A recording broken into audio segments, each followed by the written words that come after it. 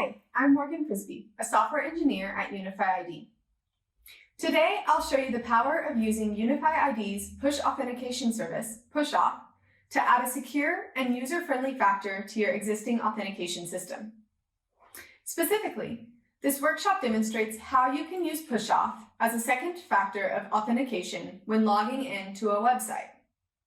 To do this, I'll run a local server to host a sample website and then build a sample Android app on my phone.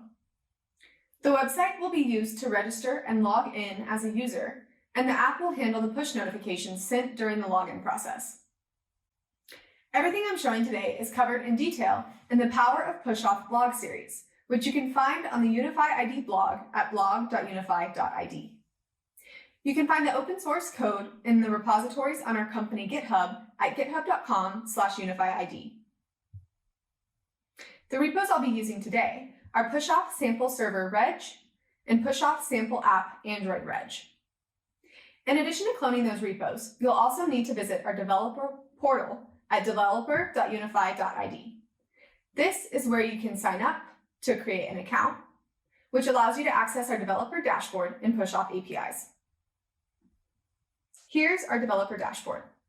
You can see that I'm logged in with my account and I've already created a project to use today. In the dashboard, you can create API and SDK keys, upload your Android and APNS push credentials, and enable trusted registration for your project. Trusted registration is the process of pairing your phone to your user. After signing up with a username and password in the website, you need to configure the app on your phone to receive notifications for your user during login attempts. The server generates a unique pairing code and displays it on the website at the end of user registration. It then instructs you to enter that code with your new username in the app setup on your phone in order for the device to be trusted. This protects against attackers being able to configure the app on their phone for other users and then fraudulently respond to those push notifications. To set up trusted registration, you need a target URL for the webhook. The server needs to be publicly available, so I'll be using ngrok to expose our sample Rails server. So it's forwarding this URL to our local server, so I'll set that as my base URL. And then we also need to add the path of the verification endpoint that handles webhook requests, which is user/trust in our project. You'll also see that enabling trusted registration for the project generates a username and a password. And these are used for HTTP basic authentication in those webhook requests. If you want to learn more about trusted device registration and how it's implemented in our sample project, check out our posts in the blog series. Now let's move on to running the web server. There are detailed instructions on how to run the server in our post titled How to Implement PushAuth Web Server, and I'll be going through those steps here. So I've cloned the repo and installed all the project dependencies. And the next step is to initialize the database, and that's where we store the users.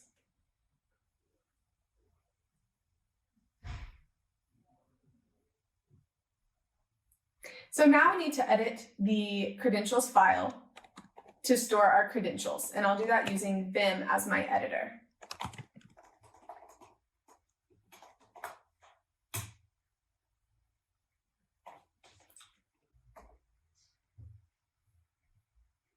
In the server API key, basic username, and basic password are all values from your project's dashboard.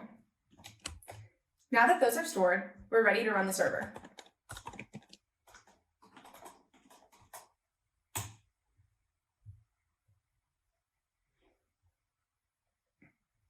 Great, now that it's running, let's check out the sample website in our browser.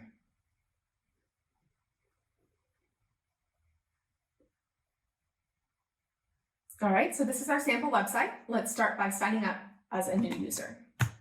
So you choose a username and a password, and then you're registered as a user on the website, and it's instructing us to enter the username and this pairing code in the app. So let's go build the sample Android app. There's another post in the blog series that details all of those steps necessary to set up the Android app, and that post is named How to Implement PushAuth Android Mobile App. So I've already cloned the repo and set up all of the settings. So let's build the project in Android Studio,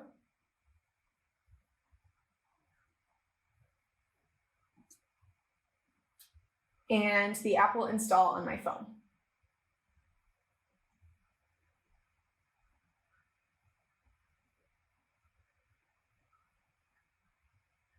All right, so now we need to configure the app settings on the phone, and we'll do that by tapping the gear icon in the top right.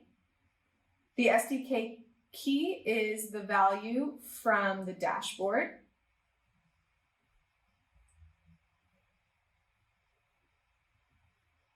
And then the username was Morgan, and our pairing code that was generated in the website was 6369.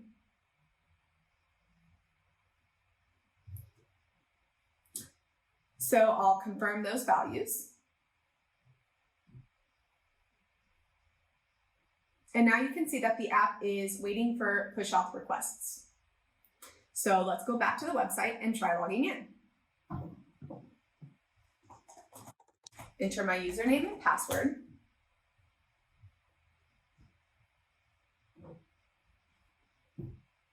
And then you will see the notification come up over here on the phone.